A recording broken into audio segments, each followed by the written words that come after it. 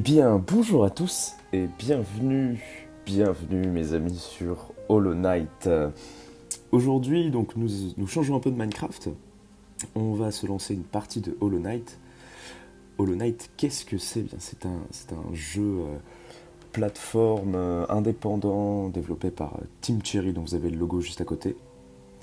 Et c'est une masterclass absolue. J'y ai déjà joué, comme Minecraft. Là, vous pouvez voir que j'ai une petite sauvegarde de 3h30 à peu près. Et on va se lancer une partie. Il faut savoir que Hollow Knight, en fait, j'y ai juste joué vraiment en passant les niveaux, les dialogues, les cinématiques, tout, juste pour m'entraîner en fait, parce que j'étais très intéressé dans le gameplay et pas trop dans l'histoire. Et en fait, là maintenant, je vais découvrir du coup l'histoire avec vous. Et du coup, ça va être dingue, quoi. Enfin, j'espère que ça va bien se passer. J'ai fait des petits réglages son. On va juste peut-être s'augmenter un peu l'audio parce que c'est vrai que quand je parle, je l'entends pas beaucoup. Donc je vais juste peut-être augmenter, voilà. Et ça va être plutôt chill, hein. Plutôt chillax vraiment. Et on va tout de suite donc commencer une nouvelle partie avec vous. Et c'est parti, cinématique. Donc que je découvre pour la première fois avec vous. Donc nous prononçons votre nom avec regret et fierté. Nos instincts primaires, vous avez su dompter. Nos âmes sauvages ont été rachetées. Un monde offert dont nous pouvions seulement rêver. Extrait de l'élégie d'Alonest par l'érudite Monomon. Monomon. Ok.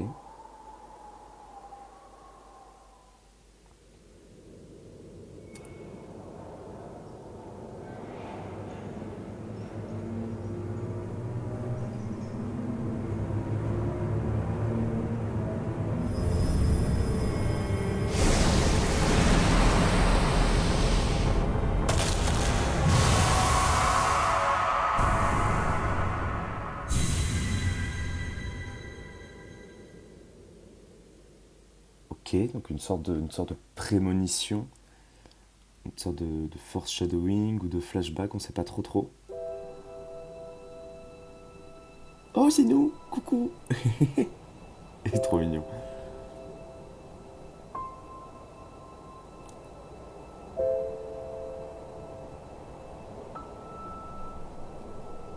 Et le style de la cinématique dessinée est franchement incroyable.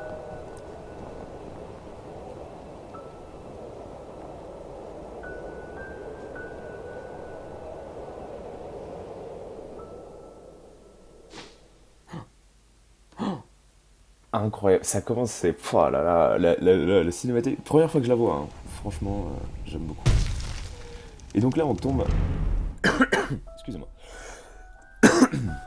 On tombe donc directement dans le premier niveau. Et vous pouvez voir... Alors, moi, je connais beaucoup de jeux, hein. J'ai passé des heures dessus. Je connais énormément le jeu. Mais je vais vous expliquer un peu pour ceux qui découvrent. Donc là, déjà, on arrive et on tombe de très haut sans prendre aucun dégât. Donc déjà, le jeu nous laisse un peu... hop, cela, petit passage secret à Picayento. Donc là, le jeu nous laisse comprendre qu'on ne va pas prendre de dégâts de chute. Et il nous fait tout de suite comprendre, si vous avez un peu l'intelligence d'aller à gauche, que y a des passages secrets. Et là, on n'a pas de wall jump. Du coup, je ne peux pas aller en haut, mais vous voyez qu'il y a un passage encore en haut.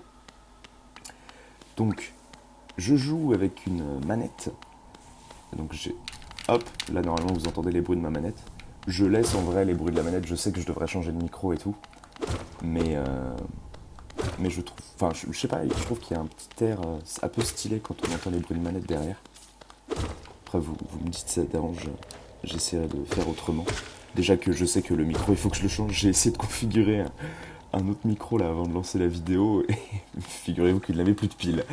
Donc c'était tout simplement pas possible. Donc, désolé, vous devez encore supporter ce micro dégueulasse. Donc là, vous pouvez voir que quand on tape ces trucs-là, ça nous génère des tunas. Donc les tunas, là il doit y avoir un passage en haut. Hop, après on est sur un jeu de plateforme assez basique. Donc si on regarde en bas, on arrive à voir en bas. Si on regarde en haut, on arrive à voir en haut. Il y a des petits pics qui tombent. Et ça, je l'ai jamais lu. Donc, on va le lire ensemble. Être supérieur, ces mots sont pour vous seuls. Votre grande force vous marque parmi nous. Canalisez votre âme et vous accomplirez des exploits que d'autres ne peuvent que rêver. Donc on peut régénérer notre âme en frappant des ennemis. Une fois que vous aurez accumulé suffisamment d'âme, maintenir donc touche ronde, truc Xbox, manette Xbox. Même si je joue pas sur manette Xbox, c'est la touche tout à droite de la manette.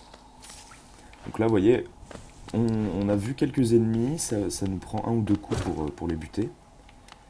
Hop, là on a un passage classique de plateforme. Et ce qui est vachement bien en fait, hop, on récupère les thunes, parce qu'on va en avoir besoin évidemment, sinon il n'y aura pas de système d'économie. Ah, il y a un pic, voilà. Donc il faut faire attention, dans ce genre de caverne là, il y a des pics qui vont vous tomber sur la tête. Et vous pouvez voir donc, on ne prend pas de dégâts de chute.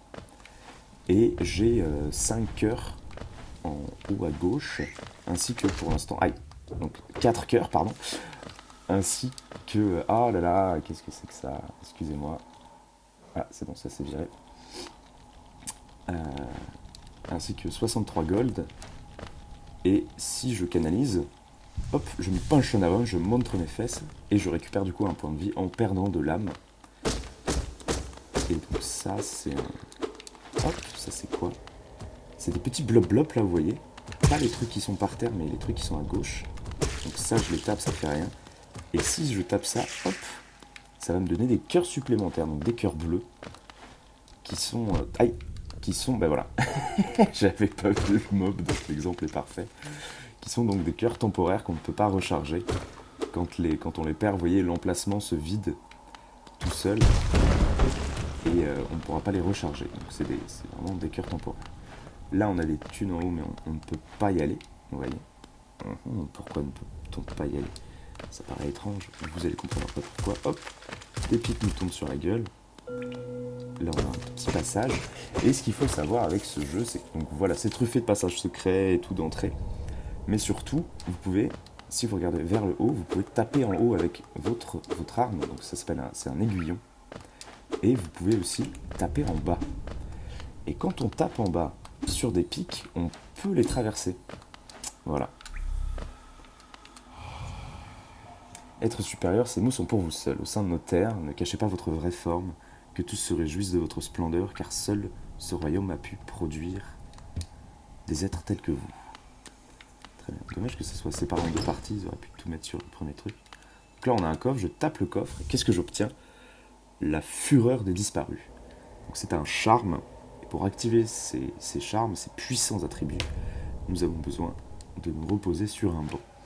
Donc voilà à quoi ressemblent les coffres de Hollow Knight. Et hop, on peut descendre. Et donc on se retrouve dans une salle qu'on a déjà visitée. Vous avez vu qu'il y a des jeux... il y a des jeux d'ombre qui sont vraiment pas mal. J'avais regardé ça. C'est super. Oui, j'avais regardé. Donc il y a des jeux d'ombre qui sont vraiment pas mal. Si vous passez dans des petites cavités, par exemple, vous aurez moins de lumière, etc. etc. Là, on a des sortes de petits oiseaux, de petites fées qui nous font de la lumière. Et là, je ne peux pas accéder encore là-bas. Donc on est obligé de redescendre. Hop, on va monter cette fois-ci.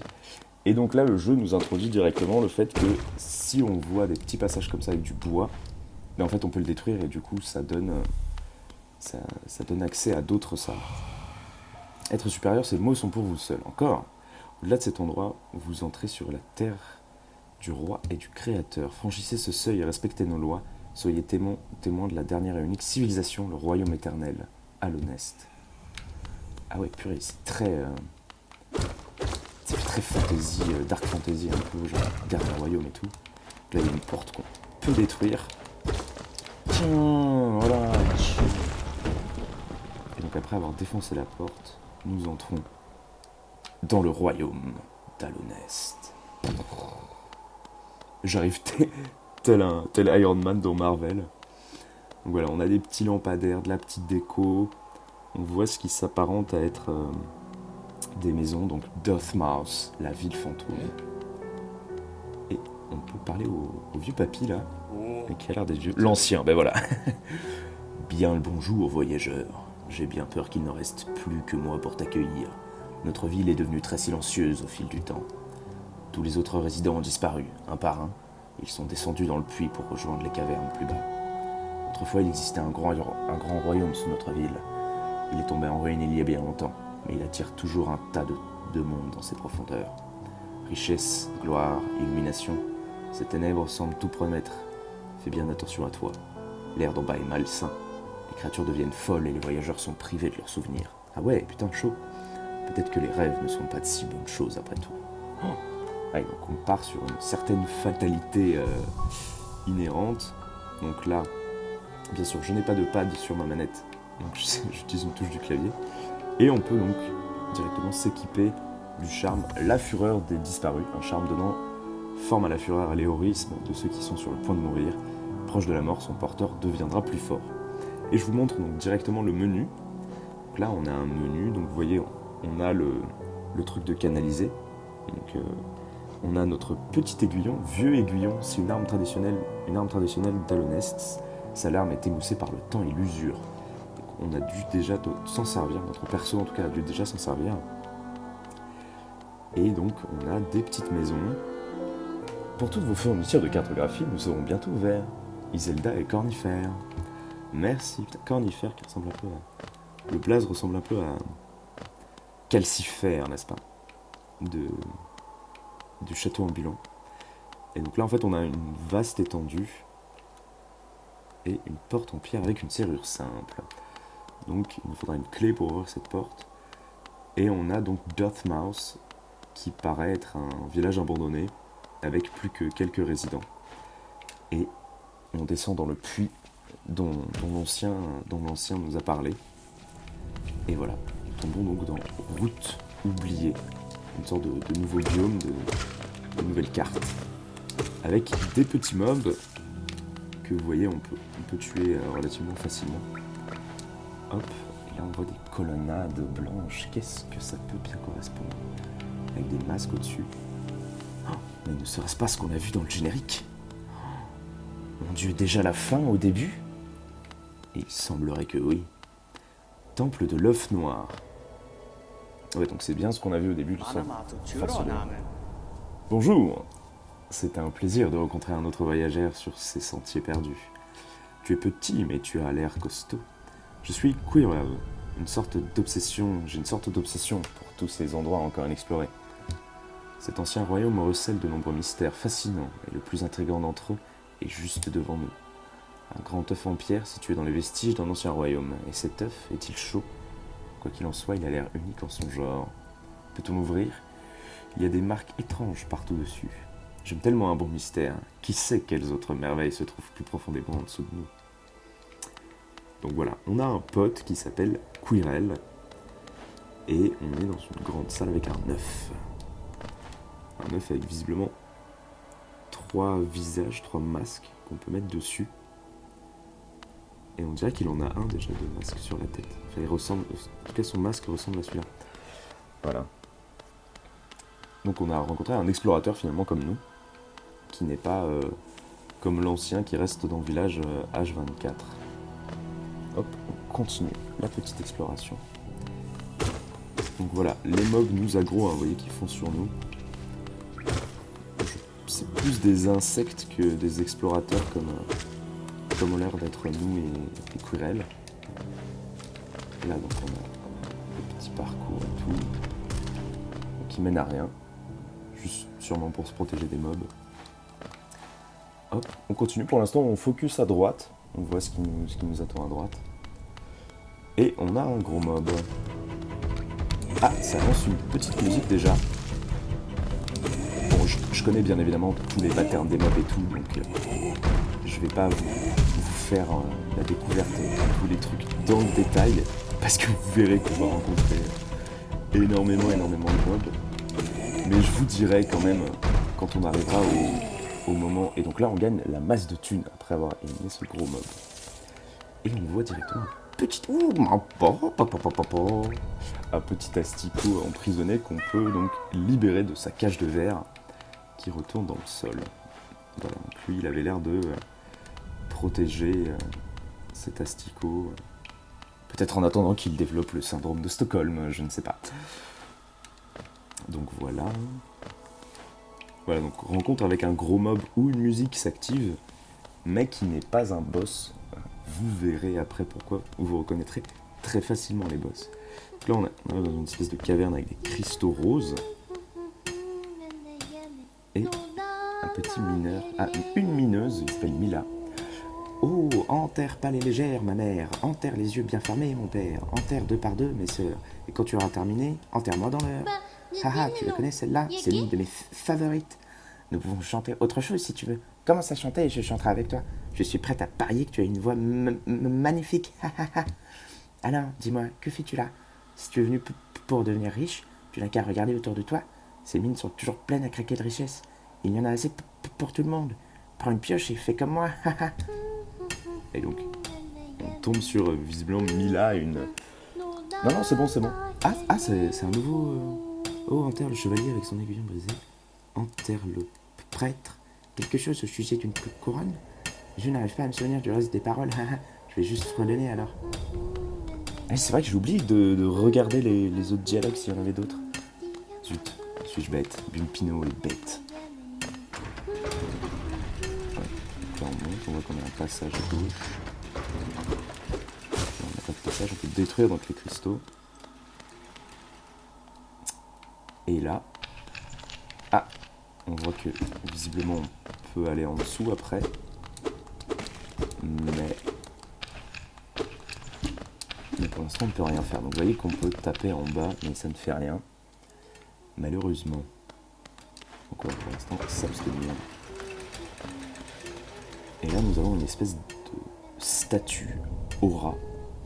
Et en fait, qu'est-ce que ça fait si, par exemple, vous voyez ma jauge d'âme là en haut, je l'utilise, et que je tape dessus, ça va me redonner de l'âme. Donc c'est très pratique et on a souvent ça, du coup, avant tout ce qui est boss, etc., etc. Hop, donc voilà. On va continuer gentiment l'exploration. On n'est pas encore allé par là, je crois. Ouais, on n'est pas encore allé par là. Donc, ces petits mobs-là peuvent devenir très chiants s'il y en a beaucoup. Parce que vu qu'ils volent, ils peuvent vous atteindre très vite sans que vous pouviez les atteindre parce que vous êtes au sol évidemment. Hop. Et là, on tombe directement dans quelque chose de fermé. On voit une manivelle en bas pour l'ouvrir. Donc certainement qu'on repassera là plus tard. Hop là, j'évite la petite pique et je me fais toucher comme un abruti par le mob. Évident. Donc en fait, tout le jeu tourne autour de, si vous voulez, bien savoir utiliser son âme, bien se régénérer, etc. Et pour l'instant, on ne peut que régénérer des cœurs avec notre âme, mais vous verrez que l'âme sert à bien plus de choses que ça après. Mais je ne vais bien sûr pas vous spoiler, car il s'agit d'une découverte de jeu, et pas d'un speedrun quelconque ou quoi. Il faut savoir que le jeu, j'ai déjà essayé de le speedrun, et c'est très très amusant à speedrun en fait. Parce que tous les petits mobs là qu'on détruit, qu'on voit à chaque fois que je prends la peine de détruire pour avoir les sous et tout machin, mais en fait vous pouvez facilement les passer. Vous voyez comme ça, hop, vous pouvez passer tous les mobs et vous en foutre. Et bon là j'arrive pas à... Bon, bien sûr il faut faire gaffe après à pas trop prendre de dégâts si vous les laissez. Et on a un asticot encore emprisonné en... Qu'est-ce que ça peut bien vouloir dire? Je ne sais pas. Mais nous verrons ça bien sûr plus tard. Et en fait, ce qui est très étonnant dans ce jeu, c'est que ce n'est pas... c'est pas comme sur les autres jeux où vous voyez, on privilégie l'attaque horizontale, donc droite ou gauche. Mais là, en fait, ce qui est très bien dans ce jeu-là, c'est que l'attaque verticale est très très importante, que ce soit en haut ou en bas. Parce que dès que, par exemple, vous allez avoir un... Oula, ah non, on est déjà là. Oui, parce que je connais un peu toute la map par cœur, excusez-moi. Je suis un peu un PGM du jeu. Donc... Et vous pouvez voir que ces mobs, par exemple, hop, si on veut les frapper, on peut le faire par au-dessus en frappant en dessous, ce qui est extrêmement utile. Donc là, on voit une petite feuille posée au premier plan et d'autres feuilles, et nous avons directement Bien le bonjour. Êtes-vous venu pour explorer ces magnifiques ruines? Ne faites pas attention à moi. J'aime explorer aussi. Se perdre et retrouver son chemin est un plaisir comme un autre. Nous sommes extrêmement chanceux, vous et moi. Je suis cartographe de profession et en ce moment je cartographie cette région. Voulez-vous acheter un exemplaire du travail que j'ai fait jusqu'à présent? Bien sûr. On achète pour 30 pièces, c'est donné. Carte acquise. Maintenir L1 pour afficher une carte de la zone actuelle. Afficher une carte détaillée d'Halonest dans l'écran carte de l'inventaire. Une carte peut être une chose utile, mais elle ne peut pas à elle seule vous montrer où vous êtes. Si vous n'avez pas le sens de l'orientation, je vous suggère d'acheter une boussole à ma femme, Iselda. Ok, donc, c'est bien le cornifère d'Iselda qui était en haut dans la boutique de cartographie. Elle vient tout juste d'ouvrir notre nouvelle boutique de cartographie à Dartmouth, avec toutes sortes de choses utiles pour les explorateurs comme nous. Elle vend même de temps en temps certaines de mes anciennes cartes. Je reviens toujours la voir après avoir fini de cartographier une région. Elle est toujours si excitée de me voir. Comment ça, elle est excitée de te voir, petit cornifère, là. Donc voilà, on a une salle, pas de... Pour introduire donc les cartes. Pas d'entrée secrète ou quoi que ce soit. Toujours faire attention au pic, bien sûr. Et donc on se balade petit à petit.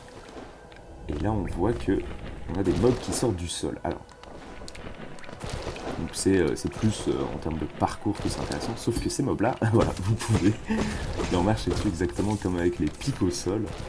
Grâce à votre aiguillon, vous pouvez passer au-dessus. Hop. Hop. Voilà, voilà. Donc ça, savoir ça au début du jeu, c'est... ok, donc ça, c'est... Je m'en rappelle pas de cette partie-là, 18. Hop. Ok, ça va. Donc vous voyez que ce mob-là produit des petits mobs. Donc c'est un mob qui produit des mobs. Et c'est de l'acide par terre, donc il ne faut pas qu'on tombe dedans. On libère encore un asticot. Oui, coucou copain, repars bien chez toi. Voilà, voilà. Donc une petite salle, un petit parcours, petit mob. Introduction de mob pour nous faire comprendre que l'acide aussi, c'est comme les piquios, là. J'ai fait prendre ça dans la tête, voilà.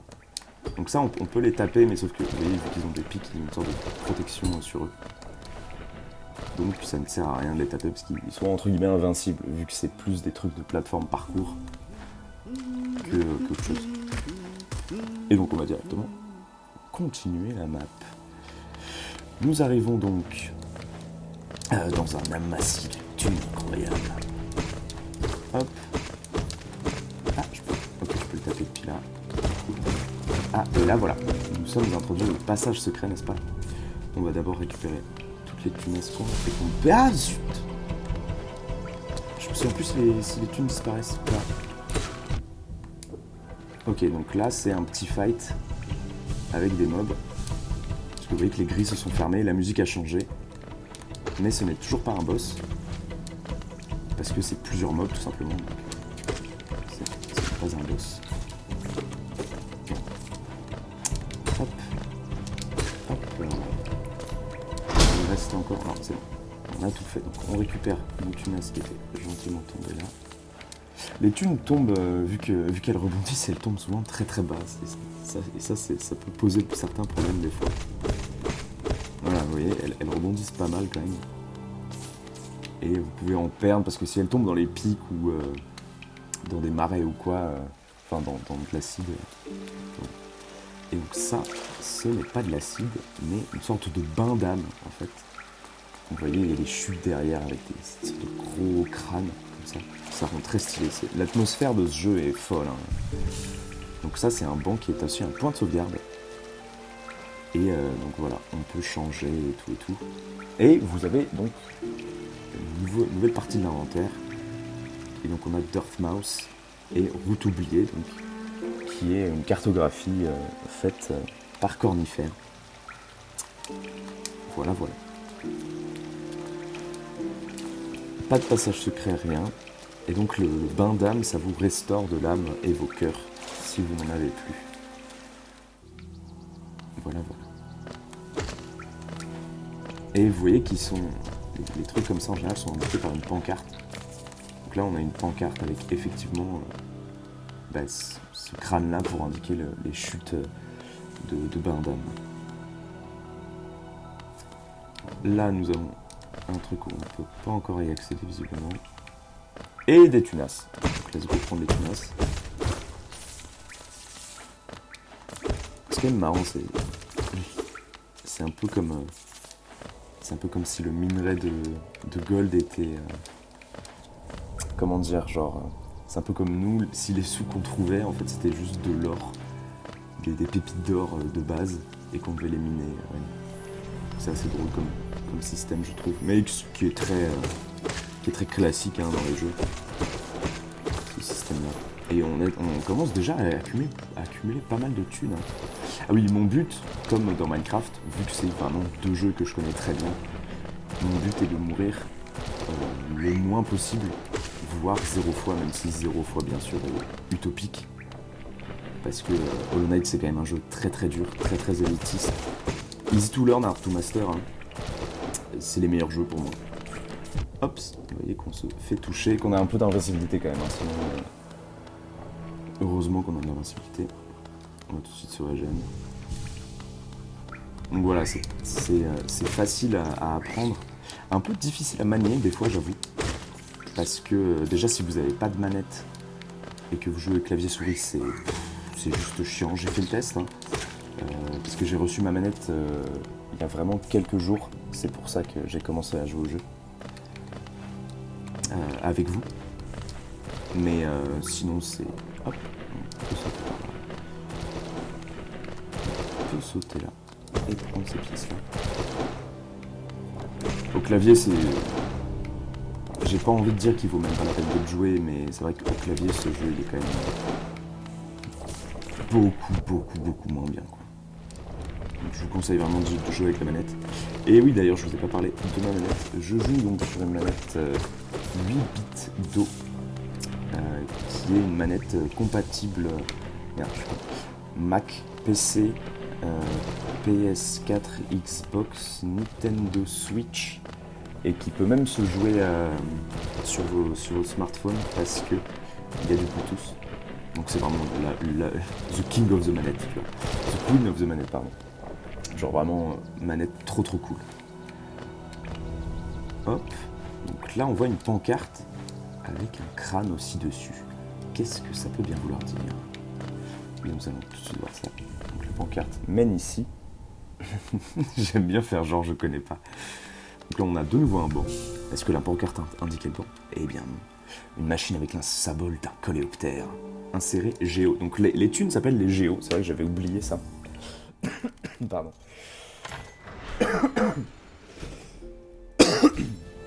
Mais les thunes s'appellent les Géos, ouais. Et donc si vous frappez la cloche, un coléoptère apparaît. Est-ce un boss? On ne peut pas le frapper, mais on peut l'écouter. Salutations, petit être. Cela fait une éternité depuis la dernière fois que j'ai entendu la sonnette de cette cloche. Elle retentit jusqu'au fin fond des tunnels de coléoptère pour me faire venir jusqu'à vous. Je suis vieux et fatigué. Il y a beaucoup de choses que j'ai oubliées, mais le son de cette cloche me fera toujours venir. Ces tunnels de coléoptère s'étendent jusqu'au cœur d'Alonest. Si vous souhaitez les emprunter, mêlez-moi de la plateforme, je vous emmènerai là où vous voulez aller. Et donc c'est le dernier coléoptère, ce qui est très triste en soi comme histoire. Donc nous pouvons voyager et nous pouvons retourner à Dirtmouth. Là où nous avons commencé notre périple, n'est-ce pas? Donc petite cinématique bien sympatoche pour indiquer qu'on voyage. La cloche qui fait un son qui rappelle la cloche de Minecraft, hein, mis comme ça dans ce truc-là. Et là on a donc un petit ascenseur comme on avait déjà vu dans la mine, une manivelle pour ouvrir la porte, et nous nous retrouvons au cœur d'Alonest. De Dirtmouth, pardon. Je n'aurais jamais imaginé que je verrais une telle chose. La station de coléoptère est ouverte. Cet édifice était plongé dans le silence bien avant mon époque. Oh, j'ai entendu les histoires de son réseau de tunnels glorieux traversant tout le royaume. Non pas que j'ai l'intention de les utiliser. Je suis parfaitement satisfait où je suis. Donc voilà, c'est un vieux con. Non, je rigole, c'est le doyen, donc je pense qu'il a déjà vécu des trucs. Et là, la boutique est ouverte, mesdames et messieurs.